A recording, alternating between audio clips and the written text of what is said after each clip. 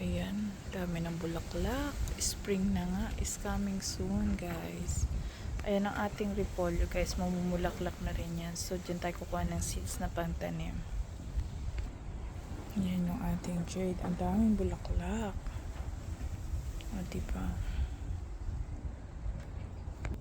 O, diba? Parang daisy lang, guys. Ganda. Ayan po. Parang daisy lang, guys. Diba? I love this one talaga. Sobra. Ganda ng kulay.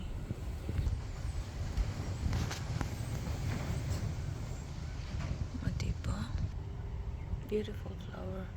Flower po yan ng ng coriander. Ito naman sa rosemary. Ng lettuce. Para din siyang bulaklak, guys. And then, ganda ng bulaklak. Diba? Ito hindi ko alam kung anong klaseng bulaklak. So, nakikibulaklak na lang ako, guys. Tsaka yan din, guys. Hindi ko alam kung anong klaseng bulaklak yan.